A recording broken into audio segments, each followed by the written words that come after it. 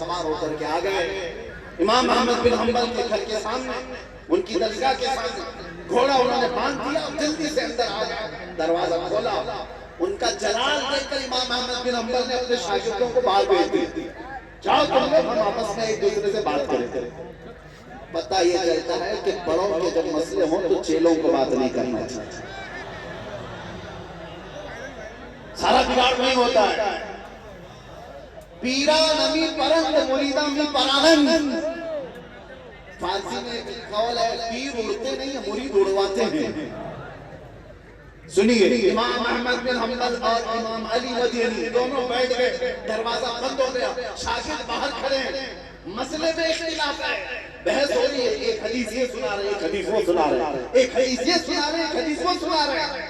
شاگردوں نے یہ کہا ہے ہم کو ایسا لگ رہا تھا ان کی آوازوں سے کہ ابھی مار پیٹ ہو جائے گی دونوں میں، اتنی تیز آواز ایک دوسرے کی ہو رہی تھی، مار پیٹ ہونے کا اندیشہ تھا۔ دھیرے دھیرے آواز کم ہوتی رہی، کم ہوتی رہی، بعد میں دروازہ کھلا، شاگردوں نے دیکھا دونوں شاش بشاش، چہرے پر کچھ آثار نہیں۔ شیخ علی مدینی نکلے گھوڑے کے پاس، توجہ چاہتا ہوں جو بتانا چاہ رہا ہوں، شیخ علی مدینی جیسے گھوڑے پر گئے، امام احمد بن حنبل پیچھے سے آئے، وہ جیسے گھوڑے پر چڑھنے لگے تو اپنے دونوں ہاتھ ان کے پیروں کے نیچے رکھ دیا۔ امام احمد بن حنبل اپنے دونوں ہاتھ شیخ علی مدینی کے پیروں کے نیچے رکھا، انہوں نے ان کے ہاتھوں پر پیر رکھ کر گھوڑے پر چڑھائی کی، وہ گھوڑے پر چڑھ گئے ہاتھوں پر پیر رکھ کر۔ منظر شاگردوں نے دیکھا، اندر کیا چل رہا تھا، یہ کیا چل رہا؟ میرے عزیزو، یہ علماء کے اختلاف کے آداب سے بتا رہا ہے۔ اس کے بعد جب شیخ علی مدینی چلے گئے، شاگردوں نے امام احمد بن حنبل سے پوچھا جس مسئلے میں آپ کا اختلاف تھا حل ہو گیا؟ کہا حل نہیں ہوا، میں بھی ابھی اسی بات پر ہوں، وہ بھی ابھی اسی بات پر، حل تو نہیں ہوا۔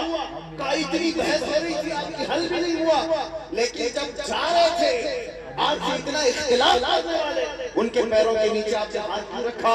امام احمد بن حنبل نے کہا خبردار دوبارہ کبھی اس طرح کا سوال مت کرنا، تم نہیں جانتے علی مدینی کا مقام کیا ہے، میں نے تو صرف ہاتھ رکھا ہے، ان کے تلووں کی دھول سرما لگانے کے قابل۔ یہ کشادہ ظرفی ہے، یہ وسیع القلبی ہے، کاش علماء ادب الاختلاف پر آ جائے تو میرے عزیزوں گالی گلوچ کبھی نہیں۔ اختلاف کرنے کا حق ہے محققین کو، مجتہدین کو، لیکن وہ اختلاف مذموم نہیں ہوتا، محمود ہوتا۔ اب توجہ چاہتا ہوں، میں یہاں پر علماء ذوی احترام کی بات اس لیے عرض کر رہا ہوں کہ محفل ان کی ہے۔ قوم آج قحط سالی میں مبتلا ہے، ایسا قحط کہ ہمیں کوئی صحیح ڈھنگ سے راستے پر لے کر کھڑا کرنے والا، جمع کرنے والا ملتا نہیں، ہم ہزار الگ الگ چیزوں میں بٹے ہوئے ضرور۔ میرے عزیزوں، علماء ذوی احترام، علماء ربانیین، جن کو قرآن نے کہا کونوا ربانیین، تم ربانی ہو جاؤ، اللہ کا خوف کرو، اللہ سے ڈرو، یہ چیز اگر آ جائے تو انشاءاللہ رب تعالیٰ ہر خوف دل سے نکال دے گا، ہر خوف دل سے نکال دے گا۔ جو فارغ ہو رہے ہیں وہ علماء، انہوں نے قربانی دی ضرور ہے، کئی سالوں تک پڑھا ضرور ہے، لیکن اصل کمال اس وقت ہے جب آپ اپنے علم پر عمل کر کے دکھائیں، حق بیانی کریں۔ اور ہوتا کیا ہے، ان کے ساتھ سب سے بڑا چیلنج جو ابھی آنے والا ہے، یہ ابھی جائیں گے کسی مسجد میں امام بنیں گے، کسی مدرسے میں مدرس بنیں گے، اکثر صحیح ہوگا، اور سب سے پہلا جو ان کے ساتھ چیلنج آئے گا ٹرسٹیز کے ساتھ آئے گا، مسجد کے جماعت والے صدر، اراکین، متولی اراکین، ان کے ساتھ ان کے معاملات پیش آ جائے گا۔ اور حد ہو گئی، علماء اس بات کا خیال ضرور رکھتے ہیں، ایسا نہیں کہ ان کی باتوں کو لے کے نہیں چلتے، ہم بھی لے کے چلتے ہیں، لیکن ہوتا یہ ہے اکثر آج مسجدوں میں متولی اور اراکین وہ ہیں جو دو نمبری دھندے کرنے والے، سارے چھٹے ہوئے بدماشوں کو، میں سب جگہ کی طرح اکثر جگہ کی بات کر رہا ہوں، اور سب سے پہلا کام ان کا کیا ہے؟ مولانا جیسا جمعہ میں ہم کہیں گے ویسا ہی بیان کرنا۔ حالات بڑے خراب ہیں، آدھے سے زیادہ حالات تو صدر کے خراب ہیں، اور یہ علماء سے کہہ رہا ہے کہ حالات خراب ہیں، علماء سے کہتا ہے حالات خراب ہے. ارے حالات کب اچھے تھے ذرا تو بتا دے, اور کب اچھے ہوں گے وہ بتا دے. پہلے کب اچھے تھے وہ بتا دو, یا کب اچھے ہوں گے وہ بتا دو, تاکہ ہم بیان تو کریں حدیثوں کو. ارے شراب پر بولو تو انہیں لگتا ہے کہ کسی کو ٹارگٹ کیا مولانا, سود پہ بولو تو لگتا ہے سیکریٹری کو بولا مولانا, اور کسی کو نائب صدر کو بولو. کیوں تم نے ایسے برے دھندے پال رکھے ہیں؟ علماء تو حدیث بیان کر رہے ہیں, حق بیان کر رہے ہیں. اگر تمہارے ان تمام برائیوں پر انگلی رکھتا ہے تو وہ عالم ربانی ہے, سر جھکا لو. ڈاکٹر اگر پھوڑی کو کاٹنے کے لیے کینچی لگاتا ہے, چاقو لگاتا ہے, تو وہ تمہارا دشمن نہیں ہوتا, وہ علاج کرتا ہے. ارے کٹوا لیتے ہو. ایک عالم اگر تمہاری برائی پر انگلی رکھتا ہے تو دوسرے دن سے تم اس کو خیر کرتے ہو, نکالنے کی کوشش کرتے ہو. علماء کو میں بار بار اکثر یہ عرض کرتا ہوں, ان تمام جاہل اراکین کی کیا اوقات. حق بولنے پر اگر مسجد سے برطرفی ہوتی ہے, دیکھو ان کی نوکری اللہ رزاق حقیقی ہے, وہ ایک دروازہ بند کرے گا, میرا مولا 70 دروازے کھول دے گا.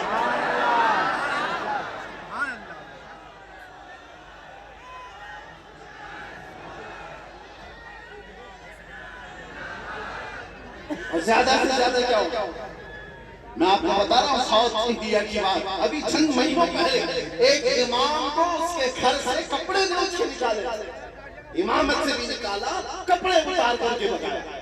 کس وجہ سے؟ اس لیے کہ وہاں کے موجود ان کے جو فسادات تھے اس پر بیان کیا کہ تم ہر ایک سے ملتے ہو, بدعقیدوں سے ملتے ہو. اس بیان پر ان کو نکال دیا. اتحاد کو خراب کر رہے ہیں مولانا, بیماریوں پر اگر انگلی رکھتا ہے. اور عالم بھی کون ہے آپ کو میں بتاؤں, بہت بڑے امام ہیں, امام سفیان ثوری فرماتے ہیں وہ عالم جو معاشرے کی برائیوں پر نہیں بولتا ہے وہ عالم ہے ہی نہیں, بلکہ وہ سمجھوتا کر کے چلتا ہے. وہ سمجھوتا کر کے چل رہا ہے, میں تمہیں کچھ نہیں بولوں گا, تم مجھے کچھ نہیں بولنا. یہ تبلیغ ہے ہی نہیں. تبلیغ کیا ہے؟ آؤ میرے آقا صلی اللہ تعالیٰ علیہ وسلم کی سیرت پر مکہ کے وہ حالات کو دیکھو. جب آپ نے اعلان نبوت فرمایا تھا تو مکہ کے بڑے رئیسوں نے آتے ہیں کہ حضور سے کیا کہا تھا جانتے ہو؟ کہا اے محمد اگر حسین لڑکی چاہتے ہو تو ہم لے کر کے آ جائیں گے, مال چاہتے ہو تو ہم قدموں پہ نچھاور کر دیں, تم سردار بننا چاہتے ہو ہم سردار بنا دیں گے. آپ جو کہو ہم ساری چیزیں لا کر قربان کر دیں. آپ یہ بولنا بند کرو جو ہمارے خداؤں کو بولتے ہو, ہمارے نقص نکالتے ہو, ہمارے برے عیب, ہمارے بری چیزوں کو تم جو بیان کرتے ہو, یہ بولنا بند کر دو. حضور پاک صلی اللہ علیہ وسلم نے فرمایا تم میرے ایک ہاتھ میں چاند لا کر رکھ دو, ایک ہاتھ میں سورج لا کر رکھ دو, جب بھی میں یہ بولنا بند نہیں کرتا. یہ رسول اللہ صلی اللہ علیہ وسلم کی سیرت یہ حقہ ہے.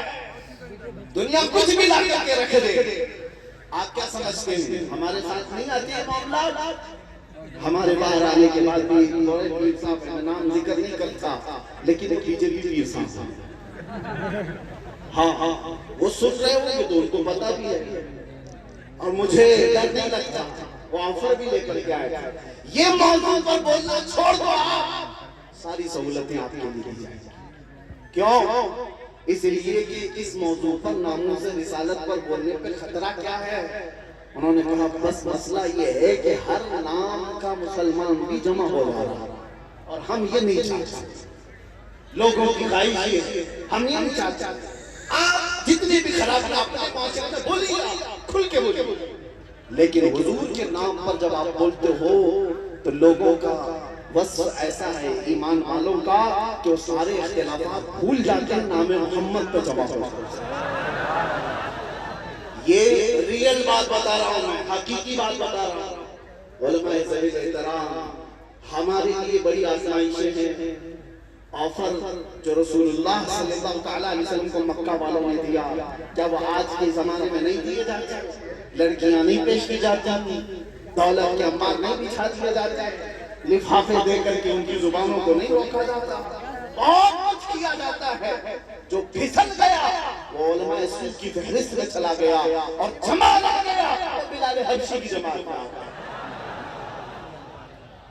فیصلہ اس کا جو علماء فارغ ہو رہے ہیں, آپ یہ سوچ کر کے نکلو دارالعلوم سے نکلنے والوں، اللہ نے یہ منصب عطا کیا ہے، یہ منصب عطا کیا ہے تو دنیا میں زیادہ سے زیادہ کیا ہوگا؟ تمہاری جان لے گی، اس سے زیادہ دنیا میں کچھ نہیں ہو سکتا۔ اور اگر مال میں کمی، اولاد میں یا گھر بار میں تکلیفیں دی جا رہی ہیں تو ایک بات ہمیشہ سوچ لینا، لوگ ہم سے کہتے ہیں کہ خیال کرو ذرا چھوٹے چھوٹے بچے بھی ہیں، ایک مولانا صاحب نے بھی کہا کیا ہمارے بیوی بچے نہیں ہیں، اس پر کیا کیا مسائل ہو جائیں گے، اندر کر دیں گے، ان کو کون دیکھے گا؟ میں نے پڑھا کیا آپ نے سیرت، کیا وہ صحابہ کی بیوی بچے نہیں تھے جو رسول اللہ کے ساتھ جاتے تھے؟ وہ بدر میں گئے، احد میں گئے، خندق میں گئے، ان کے بیوی بچے نہیں تھے؟ کیسے تمہارے بیوی بچے ہیں؟ ایک جنگ ایسی ہے، سعد بن معاذ رضی اللہ تعالیٰ عنہ کی بات کر رہا ہوں، جنگ خندق کے موقع پر صحابہ اتنے زخمی تھے کہ جگہ جگہ سے خون نکل رہا تھا، ایک مہینے تک خندق کھودا، پھر لڑائی کی اور جنگ ختم ہوئی، واپس مدینے جا رہے رسول اللہ کے ساتھ، 5 کلومیٹر کا فاصلہ ہے جنگ خندق سے جہاں ہوئی ہے مدینہ، 5 کلومیٹر کا فاصلہ ہے، بیچ راستے میں جبرائیل امین آ گئے، رسول اللہ سے عرض کیا آقا اللہ کا حکم ہے کہ یہی سے آپ بنو حذیر کی جنگ پر چلیں، مہینوں جو جنگ کر کے آ رہے، تھکے آ رہے ہیں، بیوی بچوں سے دور ہیں، زخمی حالت ہے، رسول پاک صلی اللہ علیہ وسلم نے جیسے جبرائیل کا یہ پیغام سنا، ارشاد فرمایا میں اپنے صحابہ سے پوچھ لوں، یہ تھکے ہوئے ہیں، مہینوں سے اپنے گھر سے دور ہیں؟ جبرائیل نے کہا آپ اپنے صحابہ سے پوچھیں، رسول پاک صلی اللہ تعالیٰ علیہ وسلم نے اپنے صحابہ کی طرف اور کہا اے میرے عزیز صحابہ، میں جانتا ہوں تم زخمی ہو، میں جانتا ہوں مہینوں سے تم باہر ہو، فاقے میں ہو، لیکن اللہ کا حکم آیا کہ ہم یہیں سے بنو حذیر کے مقابلے کے لیے نکلیں۔ صحابہ یہ کہہ سکتے تھے کہ آقا گھر جا کر بیوی سے بات کر کے آ جاؤں، بچوں کے حال چال دیکھ کر کے آ جاؤں، مرہم پٹی کر کے آ جاؤں جو زخم ہوئے ہیں، اس کے بعد تازہ دم ہو کر کے پھر نکلیں گے۔ عقل اور شعور تو یہی کہتے ہیں، لیکن جب رسول اللہ نے پوچھا تمہارا کیا خیال ہے، سارے صحابہ نے ایک زبان ہو کر کہا آقا دیر کس بات کی، یہی سے چلے۔ ان کے بیوی بچے نہیں تھے، ان کی اولاد نہیں تھی۔ میرے عزیزوں کیا سیرت صرف ہمیں کتابوں کے لیے ہے یا ہماری زندگی کے لیے بھی ہے؟ ہماری زندگی کے لیے بھی ہے۔ آج کا دور ایسا ہے جو ابتلاء و آزمائش کے لیے پوری قوم اور علماء ذلیل احترام ہیں۔ بعض لوگ یہ سمجھتے ہیں میں جاؤں کوئی اور ہستی جائے ہوگا ہمارے ساتھ، کچھ انجام برا ہو جائے گا تو کیا اس سے اسلام ختم ہو جائے گا؟ ہمیں اگر پھانسی پر لٹکا دیا گیا تو کیا اسلام ختم ہو جائے گا؟ میرے عزیزوں کتوں کو نہیں پتا، ایک سلمان کو مارو گے رب تعالیٰ ہر گھر میں سلمان پیدا۔ سبحان اللہ۔ میں میرے نام سے مسلمان کی حیثیت سے عرض کر رہا ہوں، رب تبارک و تعالیٰ کا قانون ہے یہ۔ انگریزوں نے 8 دن تک جشن منایا تھا کفایت علی کافی کو پھانسی دے کر۔ کفایت علی کافی مراد آباد کے رہنے والے تھے، مراد آباد میں ان کو پھانسی پر چڑھایا، 8 دن تک ان کو گورنر ہاؤس میں قید کر کے ان کے جسم پر استری پھیری، اور جب چمڑی جلتی تھی تو نمک میں رکھتے تھے اور اس کے بعد پھانسی پر چڑھایا۔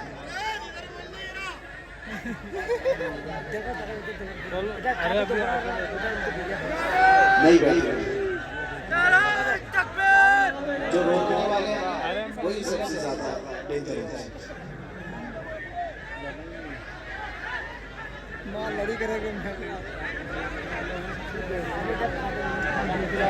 بس ایک بار خاموشی کے لیے لبیک یا رسول اللہ،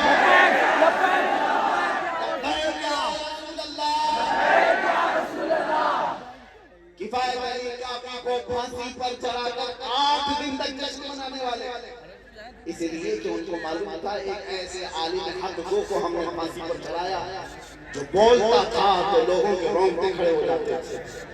پھانسی پر چڑھایا، ان کو پتہ نہیں تھا صرف مراد آباد سے 100 کلومیٹر دور، اسی زمانے کی بات ہے، ادھر کفایت علی کافی کو پھانسی پر چڑھایا جا رہا ہے، مراد آباد کے 100 کلومیٹر دور بریلی میں اللہ تعالیٰ امام احمد رضا پیدا کیا.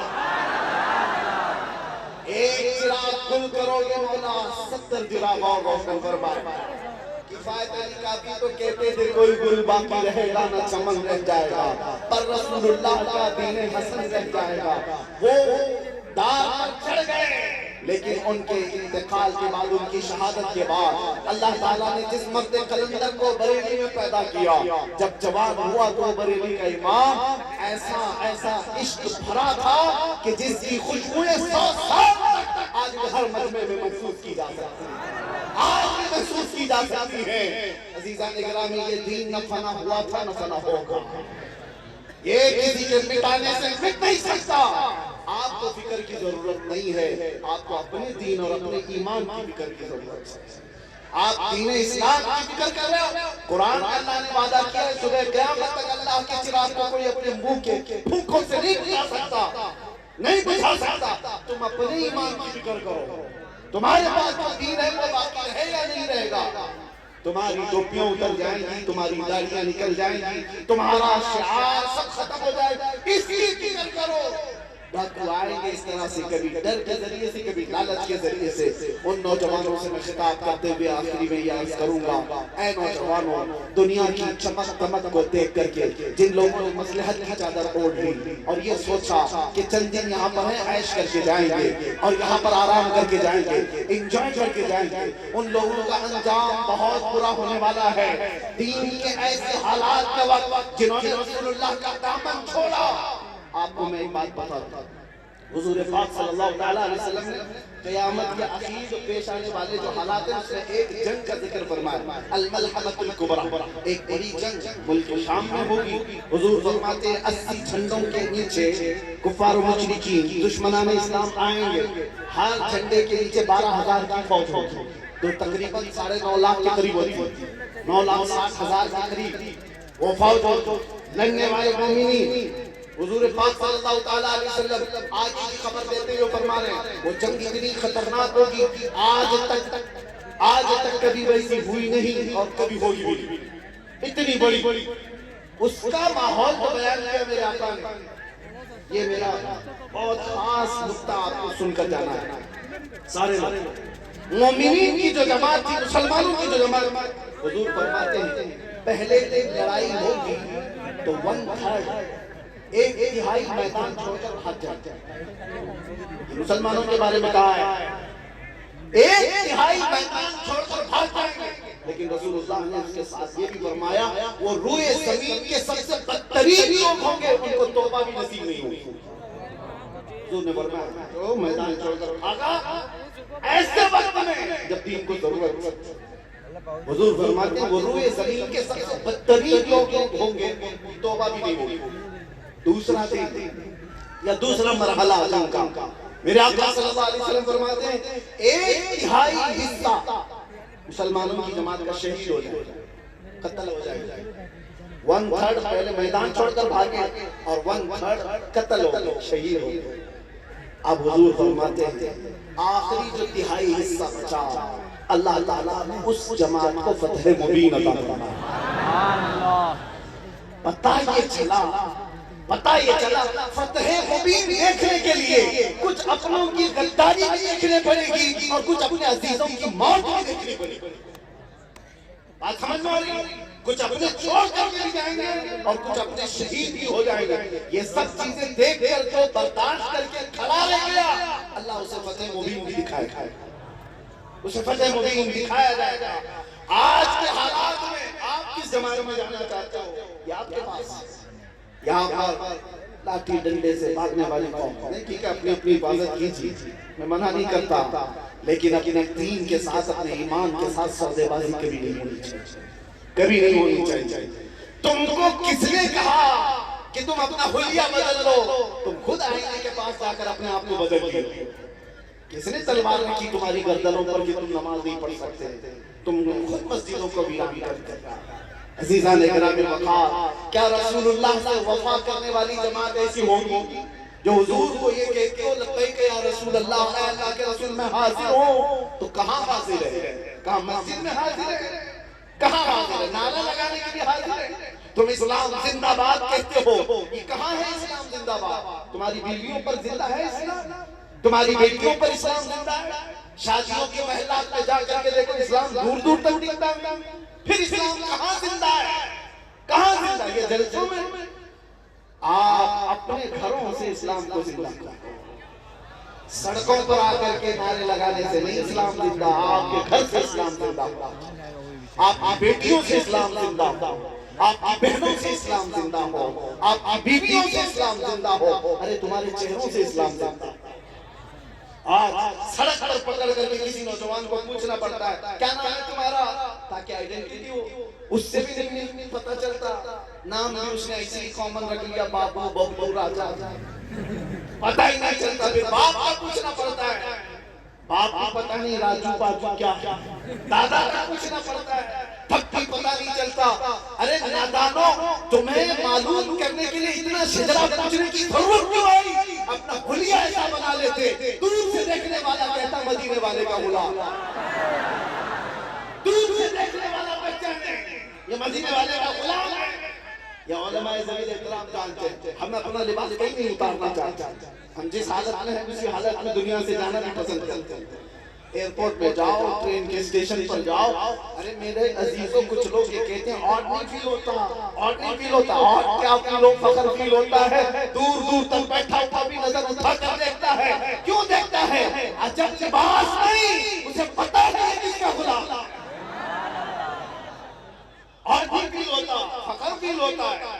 آپ حضرات کو بھی میں یہ کہتا ہوں اگر محبت مصطفیٰ ہے تو ان گناہوں کو ٹھوکر مارو، آؤ میرے مصطفیٰ کے قدموں میں۔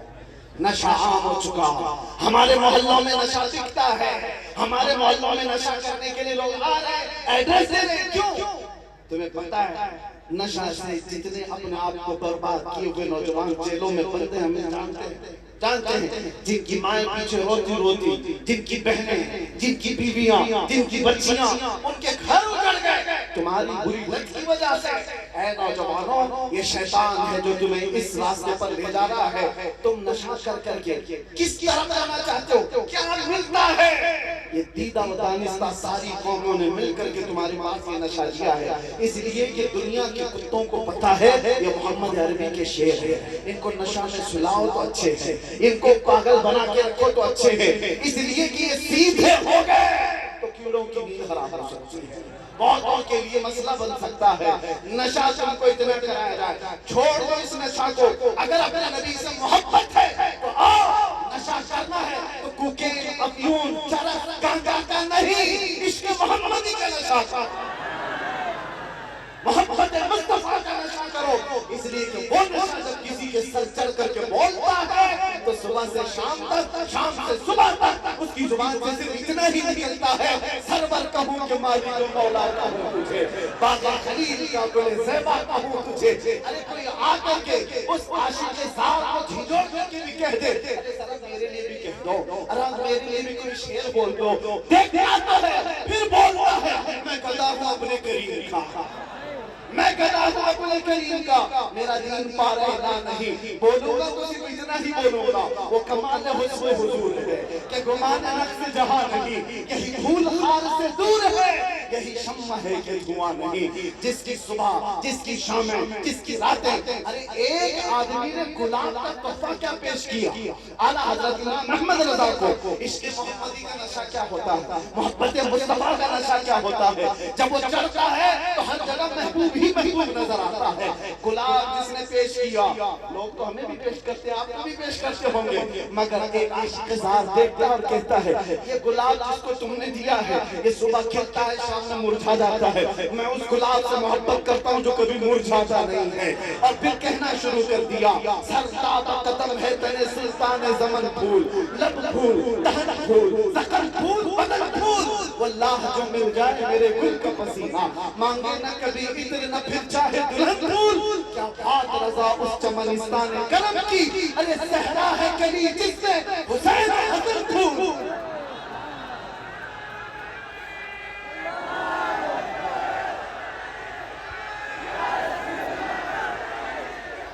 عشق محمدی کا نشہ ہو تو پھر آدمی کو دوسرا کچھ نظر نہیں آتا، اور پھر تکلیفیں کس بات کی؟ ہم نے دیکھا ہے جو نشہ میں 36 گھنٹے سوئے پڑے رہتے تھے، پولیس ڈنڈے مار مار کے تھک جاتی تھی، وہ اٹھتے ہی نہیں، انہیں پتہ ہی نہیں، درد بھی نہیں۔ تو میں نے یہ دیکھا دنیا میں چرس کھا کر کے آدمی اتنا بدہوش ہوتا ہے اسے ڈنڈے لگتے ہی نہیں، تو یاد رکھو عشق محمدی میں جو مبتلا ہوتا ہے اسے پھانسی کی سزا بھی پتہ ہی نہیں چلتی، گردن نکلنے کا انداز بھی پتہ نہیں چلتا۔